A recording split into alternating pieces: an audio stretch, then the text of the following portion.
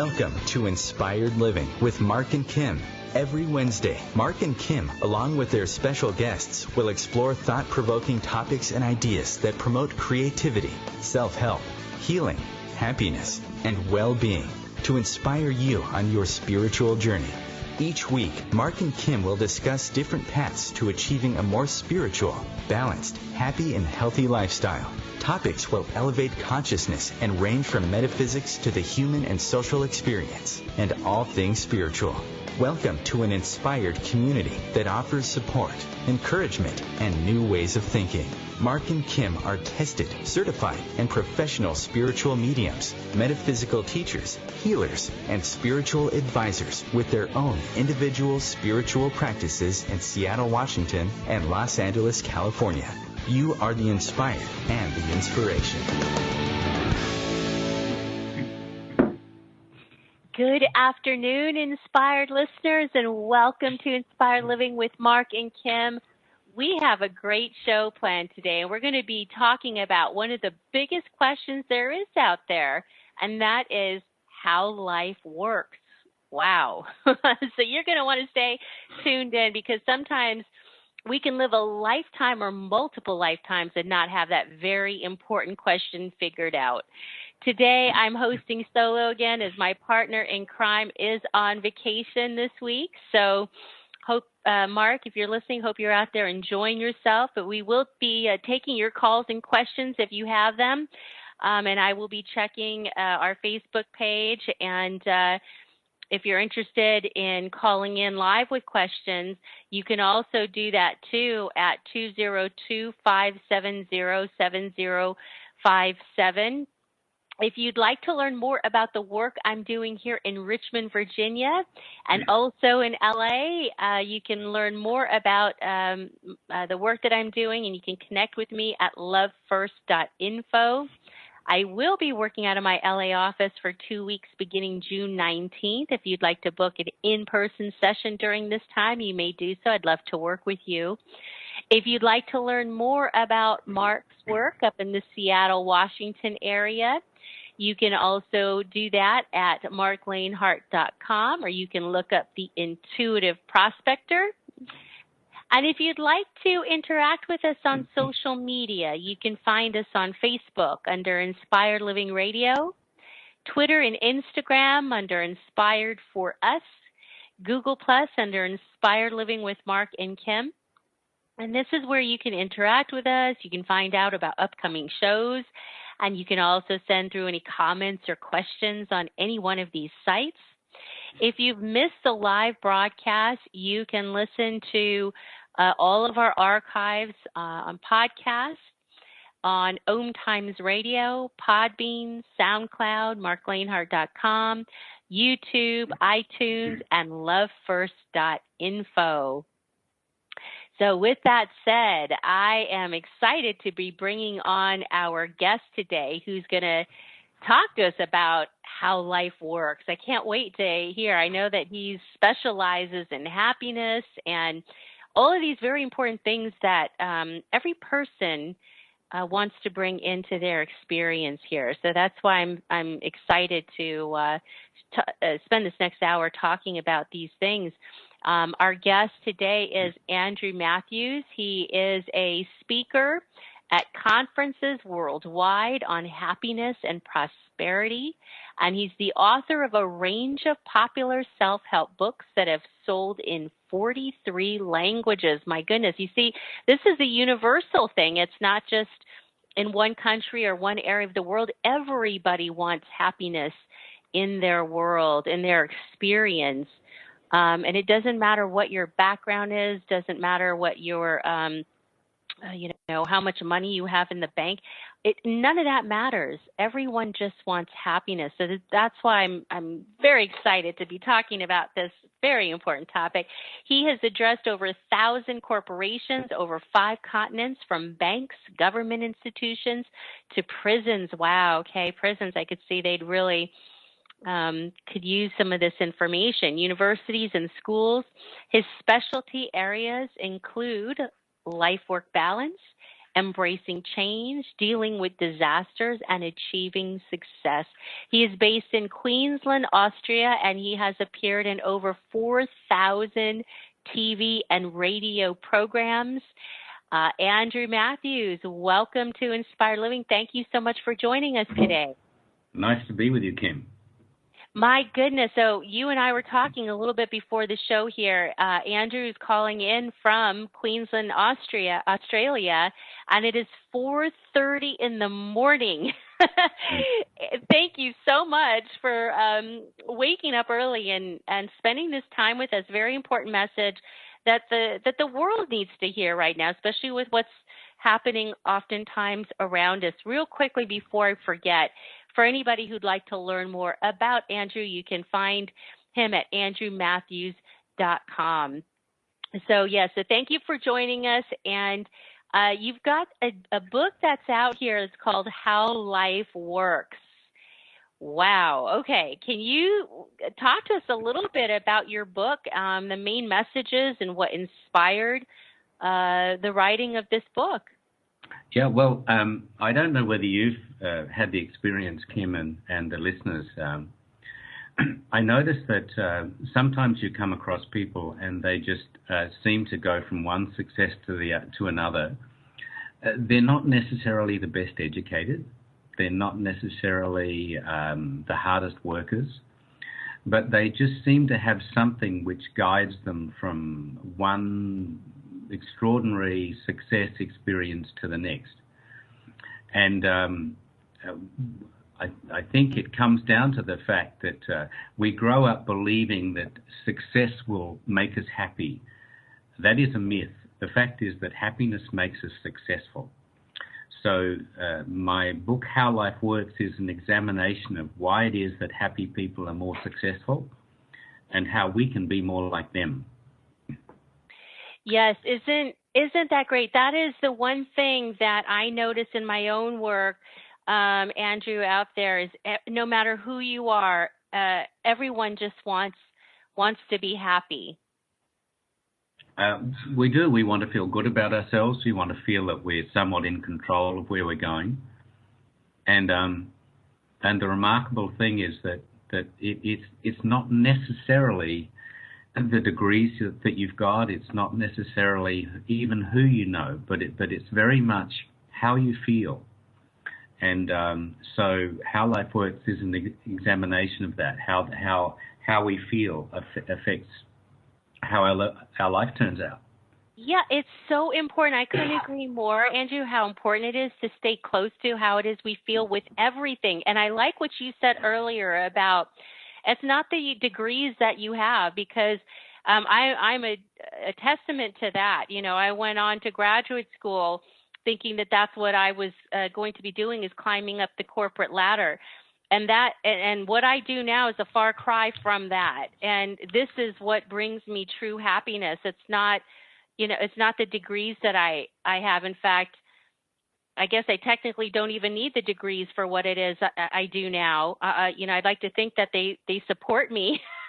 My goodness, I hope they count for something. I know they do, but that's a very important statement that you make, because I think a lot of people going through life taking a look at where they think society places value, and then they take on that belief of where of how they value things too, which through life lessons can teach you just the opposite of that. Well, often we do begin a journey where we start studying things, or we start a career that we think we should do, and I think the sooner we realize that that maybe we dispense with some of those ideas of how we should behave or should live our life and do things that not only that bring us joy, but that we can put our heart and soul into, then that's when we start to see that life really begins to flower. Right. And go ahead. Oh, sorry. I was just going to say, in fact, we can spend a whole lot of time undoing what it is we thought was true to get to that place of truth where happiness resides. I think that's true. And sometimes it just we need to get to a point. Sometimes when we're on our knees and we say life isn't turning out as I thought it was meant to or was going to, and then we start to shift our focus and we start to say, okay, let me just put all of my energy into today. Let me love the people around me. Let me do my best, and then see where today leads to tomorrow. Yes, I like that. Let me do my best. I think what you said that just I think catches my attention when you say that, because so often people can beat themselves up and judge themselves that I should have done this or I could have done that. And the truth of the matter is, I believe anyways, that we're all doing the very best that we can in any given situation and in any moment. And we have to recognize that, we're all doing the best that we can, I believe, with what it Yes. is we have to work with. Yes, and when it comes to happiness, what we find about happy people is that they are gentle with themselves. They don't expect themselves to be perfect. Boy, when you say gentle with themselves, that's a big one too. Because sometimes, most of the time, we are our worst critics. So how is it that we learn to be gentle with ourselves? Because I don't think that that's something we naturally do as human beings, is be gentle with ourselves. We're typically very hard on ourselves. That's kind of what I was talking about earlier, kind of unlearning all the things that we condition ourselves to be along the way. So how do you unlearn being harsh and critical and judgmental so you can get to a place of being gentle and kind and loving and honoring and accepting and loving who it is you are? How do we get there? Probably the starting point is that we stop comparing ourselves, and rather than saying, how am I different, or how am I better, or how am I richer, or how am I thinner than my sister, or how am I more successful than my neighbor? When we start to say, what is it that I have in common with my sister? What is it that I have in common with my neighbor? So we get away from that habit of comparing ourselves, and we start to look for what it is that we share. And as we do that, we perhaps become more empathetic, and we also become more gentle on ourselves.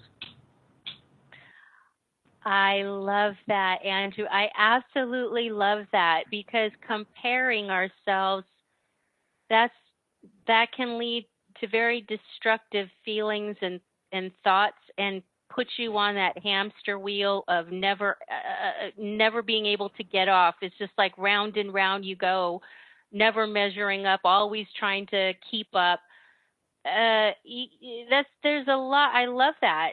Comparing can really affect. When you said earlier about emotions, how does we feel about things?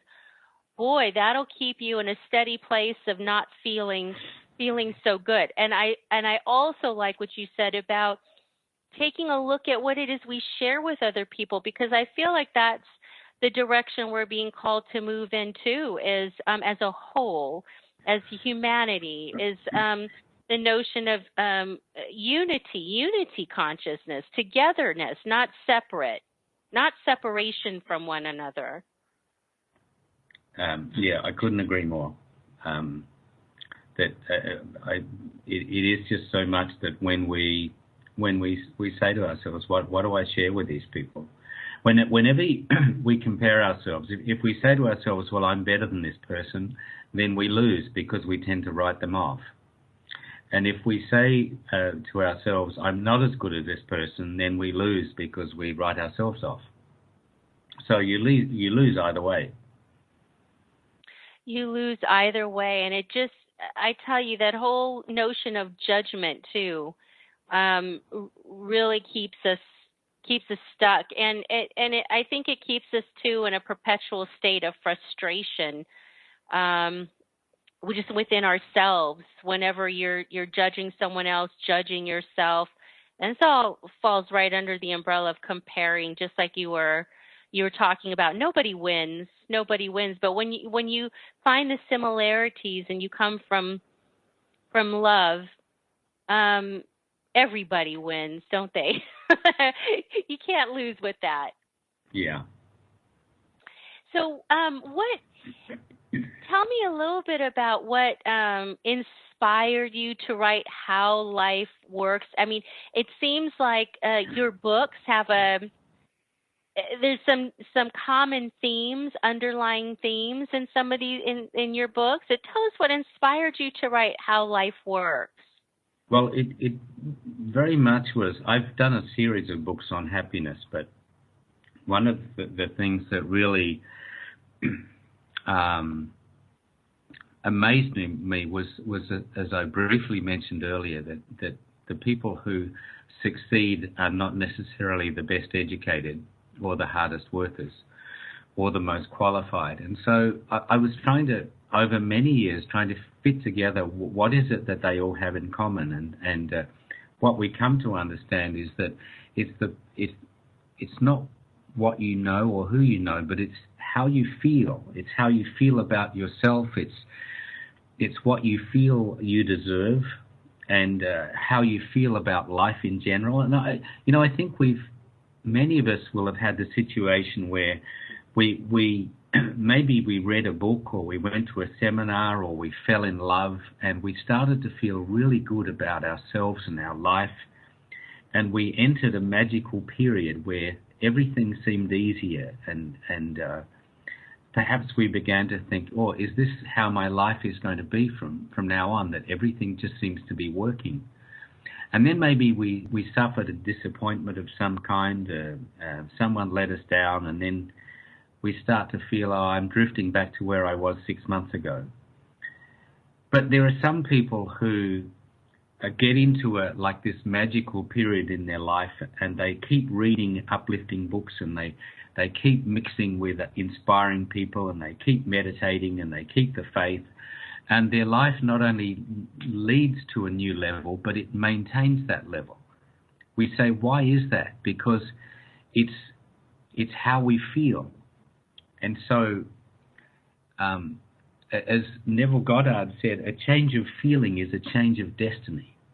And when we begin to feel differently about ourselves and about life and about what is possible, then that is when life really starts to work. So, How Life Works is very much about how we feel. So, Andrew, just hold that thought for one moment. We're going into our first break as we get into a very important point that you're making. But stay with us. We'll be back in 2 minutes as we continue conversation about how life works. Okay.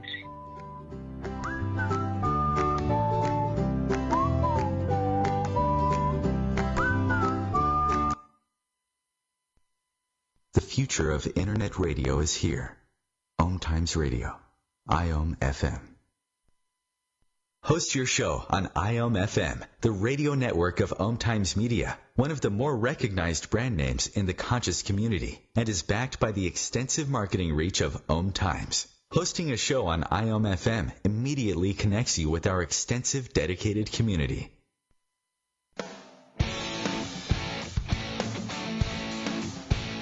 Are you seeking answers to life questions? Would you like to connect to a departed loved one? Are you suffering from pain, stress, or anxiety?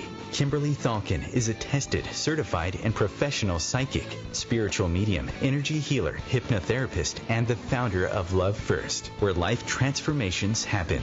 Love First services support, guide, and empower individuals by connecting them to their highest potential to live a healthier, joyful, and meaningful life that's filled with purpose. All services can be done by phone, Skype, or in person in Encino, California. Please visit lovefirst.info. That's LOVEFIRST.info for more information.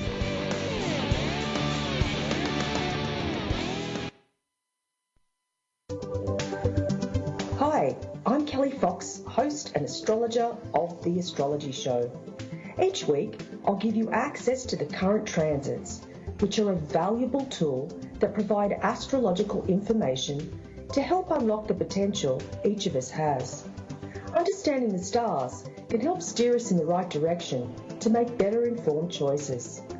So if you're wondering what's going to happen in your week ahead, be sure to tune in to the Astrology Show for guidance, Mondays at 9 p.m. Eastern Time. I am Fidel Nshambo. I was born in a city called Bukavu in the Congo. We were a loving family, and then, boom, everything that I had disappeared in a single day. People think that when you are a refugee and they resettle you to America, and all your problems are done. They don't understand that that's the beginning of everything. I was not born a refugee. I was made one. It's time we welcome refugee families with open arms. Learn more at embracerefugees.org, brought to you by the Ad Council.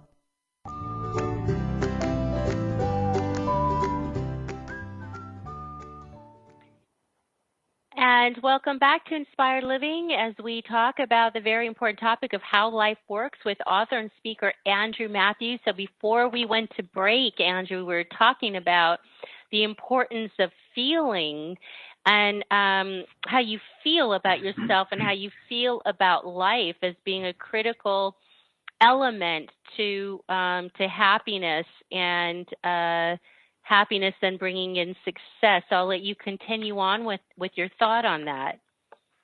So when we left, I was talking about how sometimes we get into a period in our life where we feel very good about ourselves, and we feel maybe loved, and we feel worthwhile, and we feel strong, and life just seems to be almost magical. And then if we lose that, if we suffer some disappointments or we're let down or something, and then we change our expectations, but more importantly, we change how we feel about ourselves, then life becomes more and more of a struggle. And so the secret in life is not so much in what we think, but it's in what we feel at the deepest level. And so that really underlines why it is so important to be happy, and why it is that happy people just seem to succeed with a minimum of effort, because when we are joyful, and obviously when we're joyful, we feel loved and happy and worthwhile. We're a magnet for opportunity. We're a magnet for other people, and life just seems to unfold without us trying to or having to figure it all out. And so that is why it's not about being successful and then becoming happy. It has to be the reverse. Happiness is not some optional extra that where, okay, I just go and get successful and then I'll be happy and it'll work. Happiness is your foundation. Now, very interesting how you say it's about feelings more than it is about thoughts. So what are your thoughts on the two influencing each other? Do you relate it at all? Which comes first? Well, I think very often thoughts come first, because the thoughts that we entertain affect how we feel. But so we need to be vigilant about what it is we think about. And we can choose what we focus on. Whether if we look for good things, we find them. If you look for good points in your boyfriend or your job, if you look for good things in America, you find them.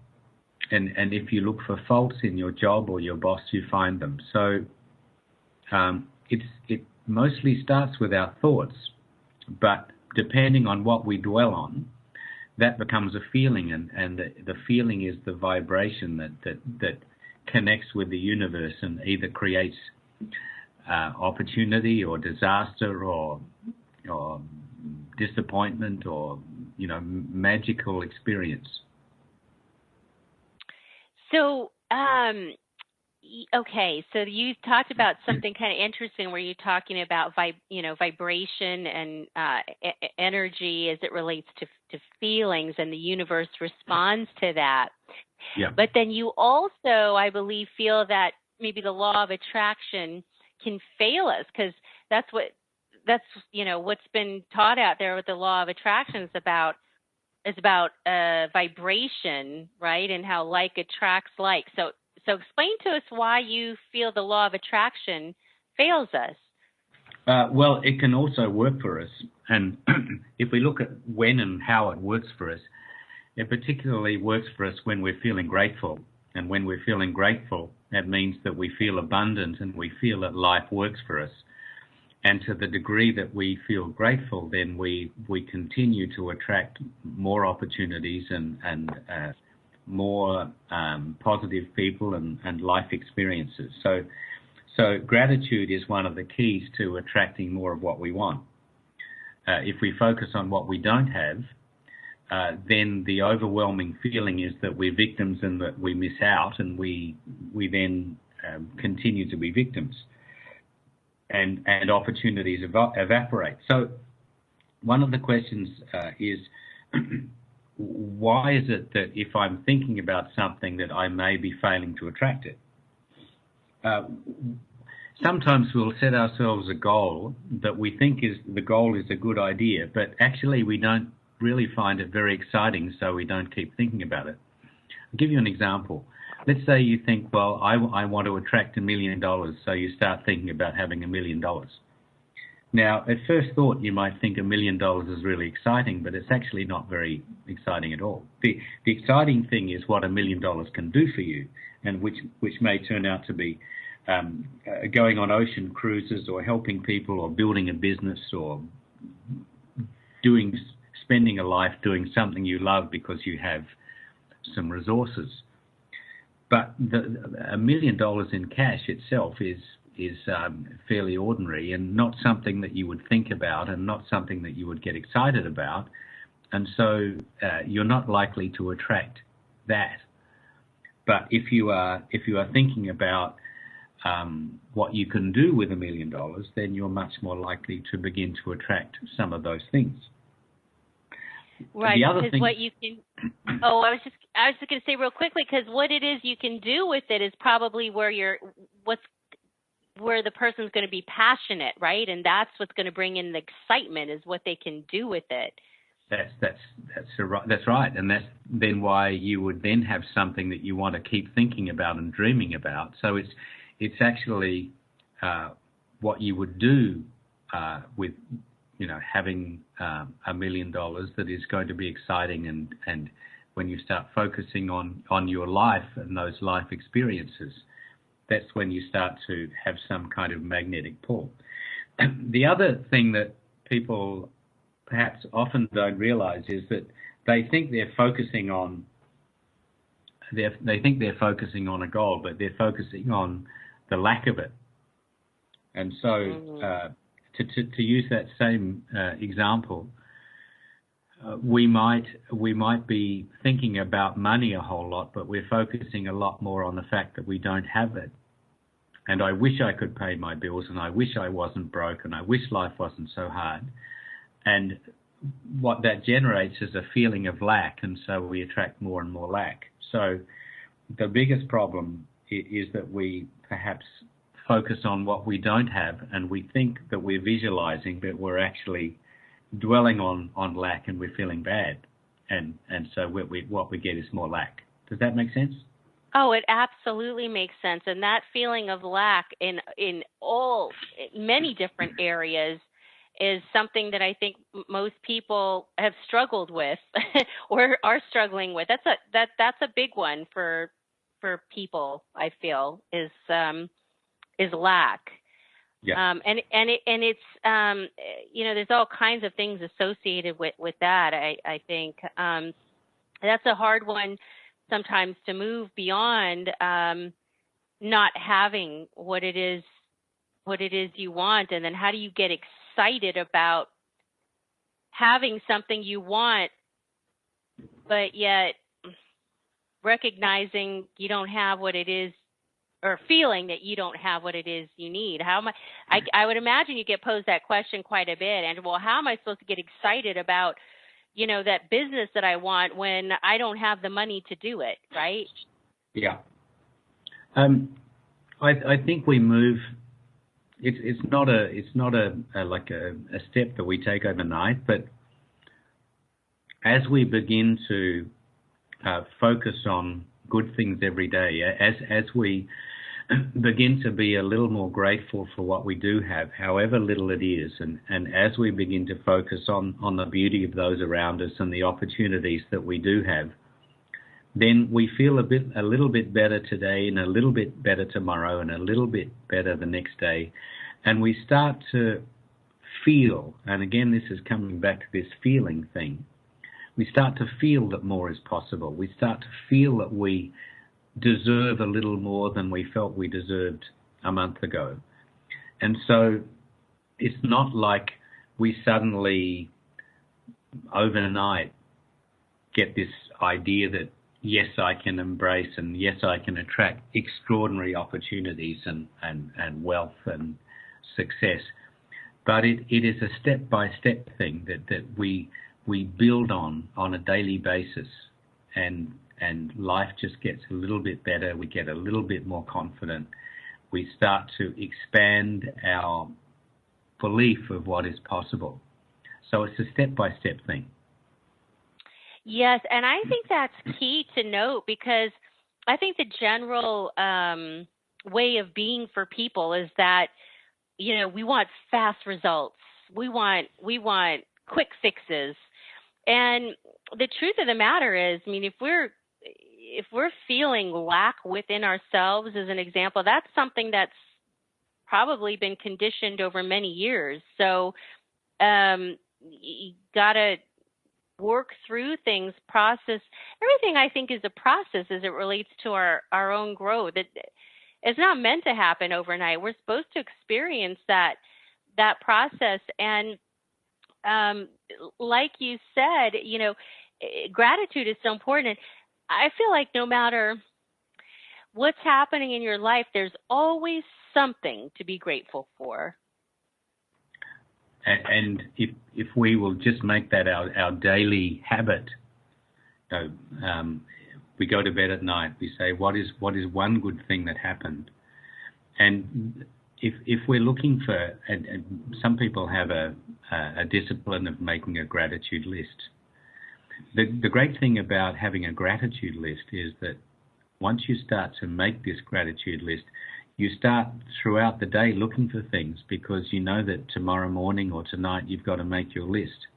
And so you become more aware of things that are beautiful and things that are uplifting and areas where you're fortunate. So that's why making a gratitude list as a daily discipline is so valuable.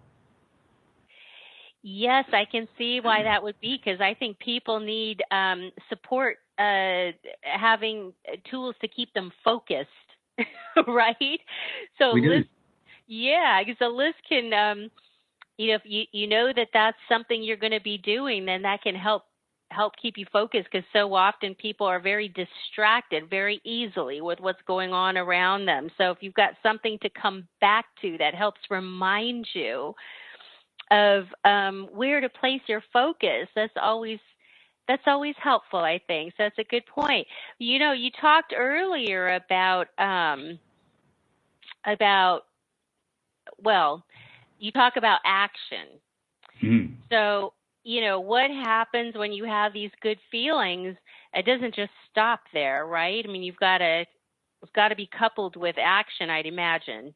Yeah, one of the things that I talk about in How Life Works is the idea that we might start, for example, saying affirmations, and we say, I deserve to be prosperous, and I'm a winner, and I'm loved, and we tell ourselves all of these things that we hope will improve our life.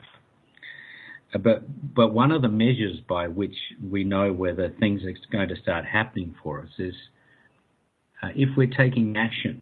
I mean, I can sit at home and say I'm loved, and people want to be around me, and I've found the love of my life. But if I never go out my front door because I'm scared or I actually think I might be rejected, then those affirmations are useless. Because the bottom line is I don't believe it, and that's why I'm not taking action. And similarly, I might say I'm a talented musician, or I might say I'm a great salesperson, but if I'm not out there doing what underlines the fact that I believe that, then it's all hollow, and I'm not going to get results. So when people say, do affirmations really work? Well, affirmations help, but we've got to be taking action. We can't just be talking. Yes, and I think, I think you bring up a very important thing when you say, well, if you're not taking action, but you're telling yourself all these positive thoughts, it's because you don't believe it. That's the key right there. You don't believe it. So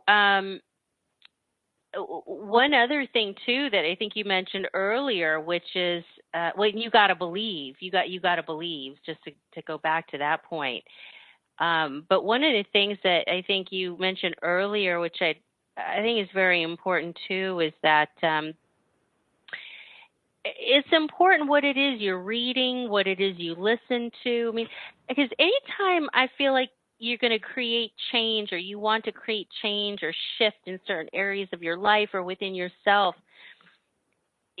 all parts of you, I feel like, need to be supported. Because change is not easy for people. We like to hold on to the way things were and how we know them to be and where we feel safe. And so I feel like what you said earlier is very helpful. Where you got to listen to things that are going to support where it is you want to create change, or how it is you want to feel about life and yourself. Listen to things, what it is you're reading, who it is you're surrounding yourself with. All those things I feel like are pretty important when you're looking to create change in your life.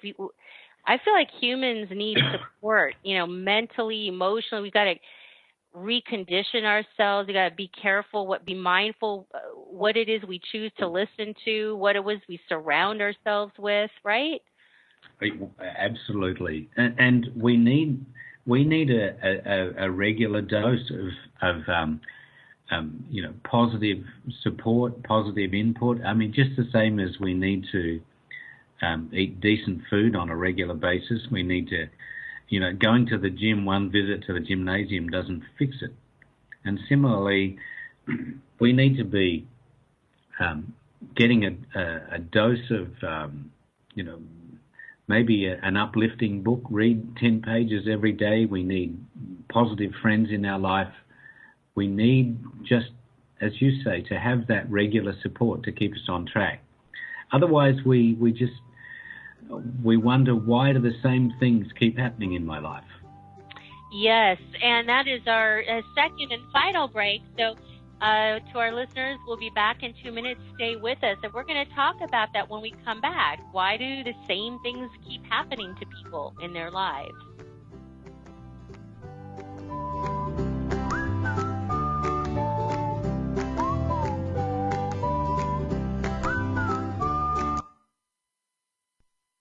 The cutting edge of conscious radio. OMTimes Radio. IOM FM. Have you wondered how to change your love paradigm? The secret key is finding a love partnership, not just a regular connection. How do you find these? Through conscious relationships. Ascending Hearts Dating is a dating site for people like you that believes in second chances and a different type of spiritual connection. Try Ascending Hearts for free at ascendinghearts.com and change your love paradigm. Ascending Hearts, the premier dating community for the spiritually awake. One planet, 7.3 billion people, only one you.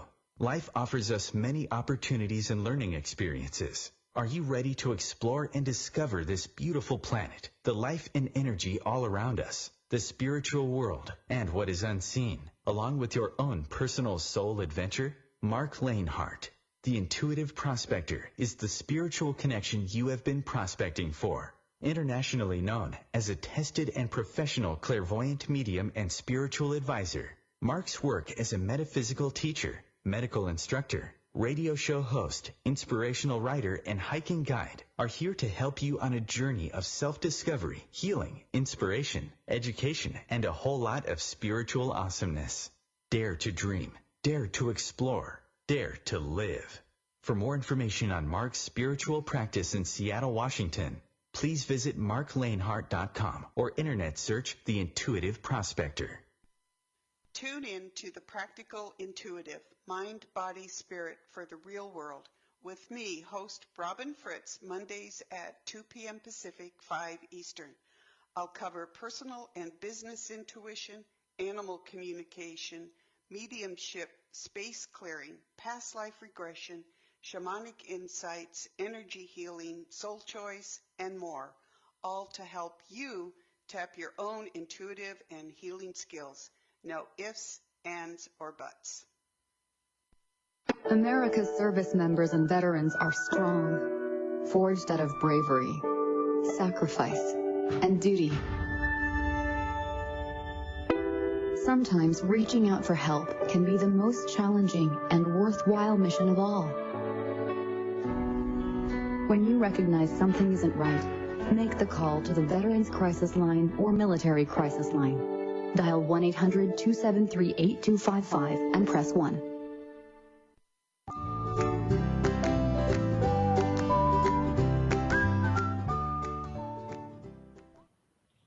Welcome back to Inspired Living with Mark and Kim and our very special guest today, Andrew Matthews, as we talk about the topic and his book, How Life Works. So, Andrew, before we went to break, you had touched a little bit on the topic of why the same things keep happening to people.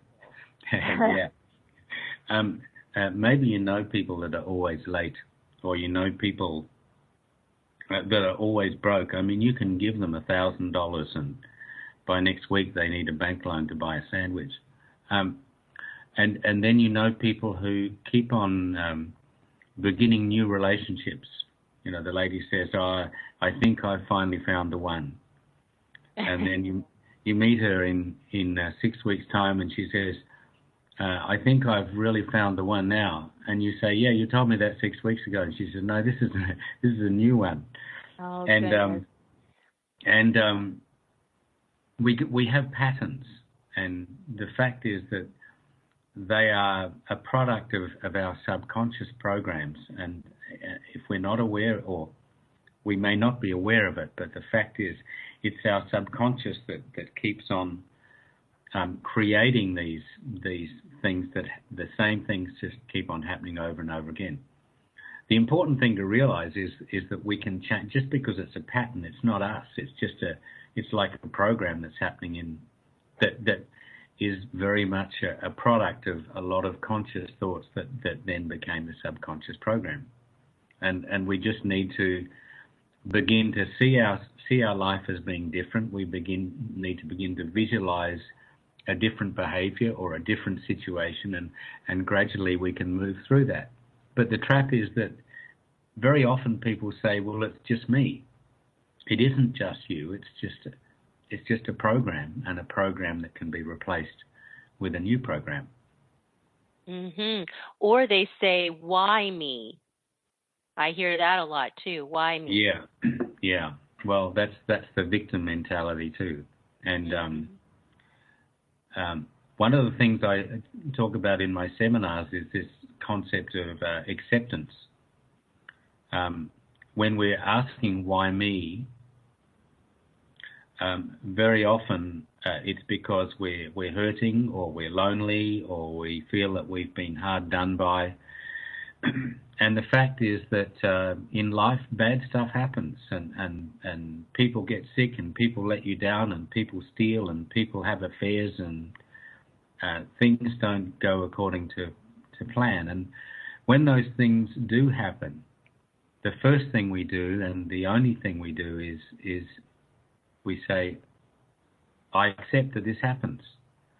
And acceptance is power, because as soon as we say, "Okay, this happened, I wouldn't have chosen it," and acceptance doesn't mean I want to stay here. Acceptance just means I realize that this is what I've got, and now I move on to what I want. So thoughts like, if only the government hadn't done that, or why did my boyfriend do that, or why did this have to happen, or why me, aren't helpful. and so acceptance. This is where I am now. This is where I'm going. That's the first step when we're asking those questions. Why me? Yeah, and it's so empowering when you say, now this is where I'm going, because it doesn't just stop at this happened.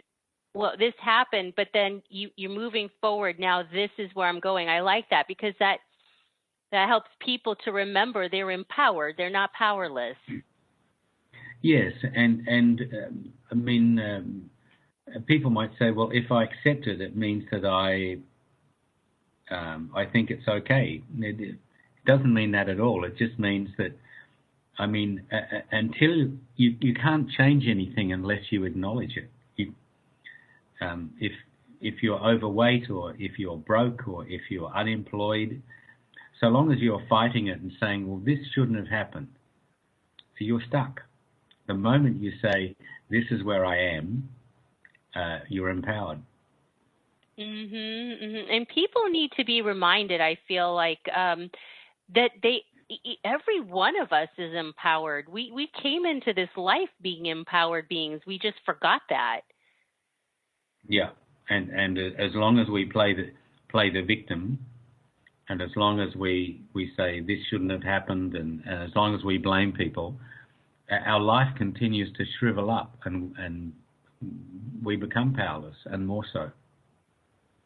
Yeah, and you talk too about, it's not what happens to you, it's how you feel about what happens to you. You know, a pivotal moment for me was I was 25, and I made a shocking discovery. I discovered that the happiest people I knew had bigger problems than me. And that made no sense, because I grew up believing that when my life got easier, I would be happier. And then I had to admit that there were these people who had lost loved ones, they'd gone broke, or they were battling cancer, that seemed to have more joy and more meaning in their life than I had.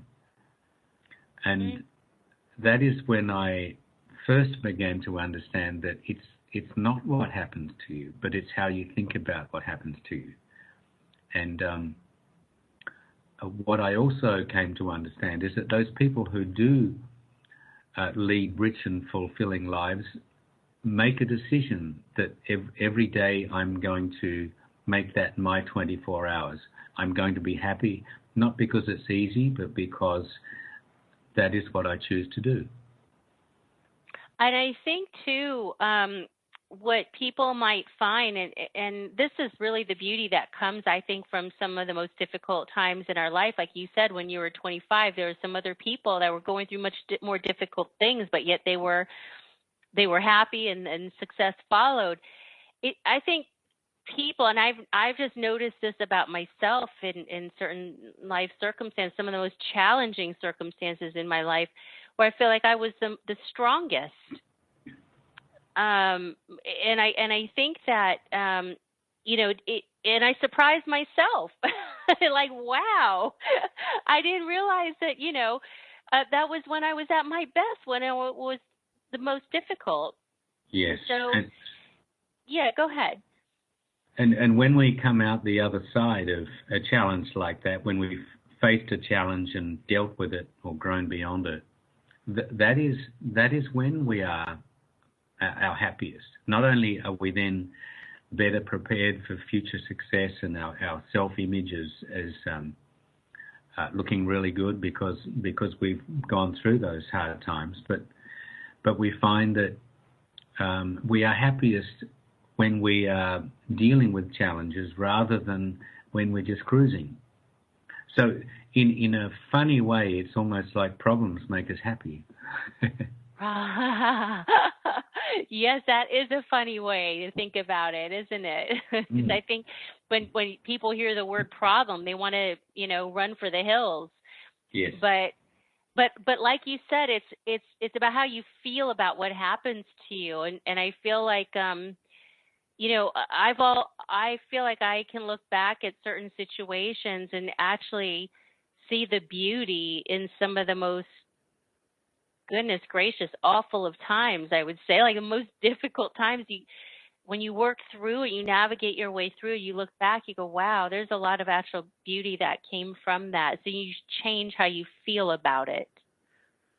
And one of the things that I notice about the happiest and the most effective people is that when they are in the middle of these disasters, these situations that they never would have expected or wished for, they're able to say, what is one good thing about this situation? And if you can find one good thing about your situation, then you begin to feel a little better about it. Because the problem is that negative thoughts are a lot like rats. You have one negative thought and then you get another and another, and it's like maybe you're at work and you take a phone call from a rude customer, and then your next thought is, I hate rude customers, and then your next thought is, I'm surrounded by rude customers, and then your next thought is, and I'm not appreciated here anyway, and the next thought is, and I'm underpaid anyway, and your next thought is, goodness. And I'm underappreciated at home, and tonight I've got to vacuum the house, and why can't my husband pull his weight? And my mother always told me I was making a big mistake. Now I've got a headache. Maybe it's a tumor. You know? My goodness! Right. That is how negative thoughts work. And so if we can just say, okay, in the middle of a bad situation, what is one good thing about this? Then we start to pull out of it. What is one good? And you know, you can, just by that example that you gave, Andrew, you can see how easy it is for the mind, if it's not reined in, to just take the ball and run with it, and off you go. You do. And people who aren't aware of it, or people who perhaps aren't in don't have the discipline of saying, I can control my thoughts, I can control what I think about. They just go off on these tangents. And we all do. We all can. Just one or two negative thoughts, and then the rat plague infests our whole thinking. Yep. Mm-hmm. Yeah, I agree. That would be like an infestation for sure. So you've also talked, I understand that you think that, the trick to life would be to feel happy and grateful and detached. Now, how do we detach? Because I think that's important too. And the first thing we want to do is attach onto our feelings, onto a person, onto a situation. So how do we detach, and why is that important? Well, I think most of us have had the experience of meeting someone and thinking, I think she's really lovely. I hope she calls me. I hope we can, start a relationship. Or maybe we're in a situation where we desperately want to sell something, and the more desperate we get, nothing works. We can observe that the more attached we get to something happening, the less likely it is to happen. So how do we detach ourselves? I think number one is that if we're always aware that we've got everything we need anyway, so we move away from that thought that I have to have this boyfriend, or I have to have this job, or I have to sell this car tomorrow, and we say, I can live without it. And we remind ourselves that I've got everything I need. If it happens, that's great. If it doesn't happen, then my life is fine. That we're continually looking at what it is that we do have, and we don't ever tell ourselves, I have to have this or I'm going to kill myself. Yeah, that would be a bad thing to do. But it's interesting because it's when we don't need it, because it's when we're attached, we're offering up resistance, right? I think to the natural flow of life, and also the best possible highest outcome for us, ironically enough.